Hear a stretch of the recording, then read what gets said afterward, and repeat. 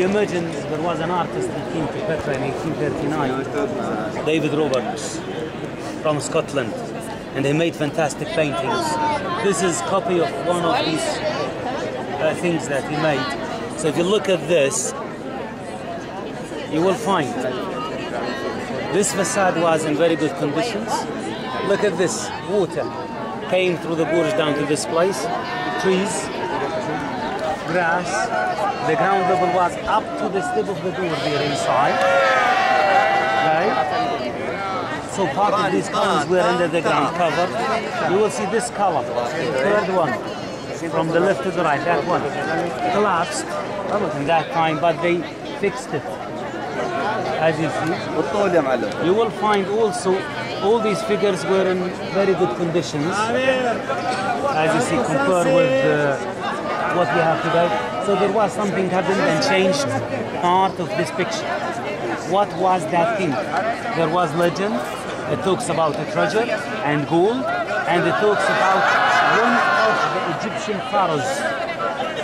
In Egypt, they had the legends about the pharaoh's treasures and tombs. So here, maybe because it's very big and huge, and it looks like these big monuments there in Egypt, and the people here had that relationship with the Egyptians in that side, so they thought there is a treasure hidden here, and one of the pharaohs kept his treasure somewhere here. So before that, maybe they try to find if there is something in there. In there is nothing, 3 empty chambers and there is nothing. Finally, they thought the treasure, or the legend came with the story about the treasure, and they thought it is in this side, where is the jar. So they tried to find it. How they did that? They used their guns. This is the only way that they had, because it is too high and it's impossible to climb. By the way, when I say something like this, in that time, all over the world, they did the same thing, more or less, because the people, they were not know about this thing as, or they didn't look at this thing as this is a treasure or this is history or something like that. They tried to find gold treasure, and the story about the treasure was always like this. So in Egypt, here, even in Europe, in some of these ancient structures, there was something like that. The mine cultures, here or there. Anyway, they did that thing, and they thought there is a treasure in this jar. As the legend talks, what they found that is just solid rock. It is not hollow and full of gold treasure. There is nothing in and nothing behind. So they give it that name in Arabic, Al-Khazneh. They translated this Arabic name into different languages, like your English, it means the treasury. Okay, because of that legend, actually. So they didn't actually store? No, nothing like that. This is just because of that legend.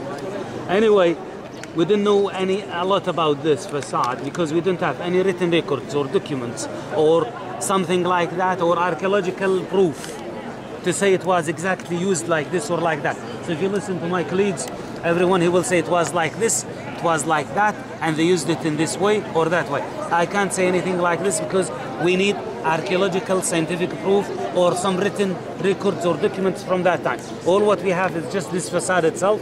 It will give us an idea about the date. From the architectural elements, we know it goes back almost to the 1st century BC. It means it's almost 2,000 years.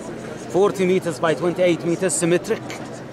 Vertical line, look at this, it's symmetric. Vertical line from the top down, it's two equal halves. You will find also, they carved it completely out of one piece of rock, the whole thing. You will find also, they carved it deeply in. It was always away from the elements, so very well preserved. They kept it like that. You will find there are 4 eagles at the top part. On each side, at the top part, there are 2 eagles. There are 9 figures, you will see them up there, represented the Nabateans' way of thought, the pagans' way of thought with these different mythologies. The lower level, it is like Greek temple, as you see. It looks like a Greek temple. We will see the Greek influence clearly. Inside there is nothing. 7 years ago, during the American war in Iraq, the tourism broke in here in our region, and we paid the price actually for 2 years. From few thousand visitors a day, suddenly every hour a few visitors, so it was very quiet. During that time, the Department of Antiquities decided to excavate that area. So that area was excavated around 7 years ago. They excavated the whole area from that side. Where is that lady? On that side? Is this area behind that guy? Where are the chisels marks? Okay. They excavated the whole area. They covered all what they found to protect it, and they kept it just what you can see underneath the metal structure. They found there is another level, there is more carving, and they found there were 100% tombs. And they found they are older than this. So the first structure that they started with was that level in that area. They used them and they were tombs because they found some human remains, some broken fragments of some broken objects, and some coins. So 100% they were tombs. They started there later on for some big reasons. Me, myself, I didn't know exactly. They decided to make this big facade at the top of that level in this location. At the end of this gorgeous gorge, in this gorgeous way, in this huge scale. So I think it was, or it's a mystery when I talk about the purpose, where it could be anything. You asked me about these things in the both sides. This is very decorated facade. So that technique that I told you about is not enough, because if it is the side of the cliff, just like natural scaffold, it will not be enough to let me do my job in this perfect way, and it will take me maybe centuries to do something like this. But they used two styles: the natural scaffolding, the rock itself, and they used wooden scaffolding maybe to make these fantastic details, because you need to stay long time focus in this or that part with these details. So it is for wooden scaffolding.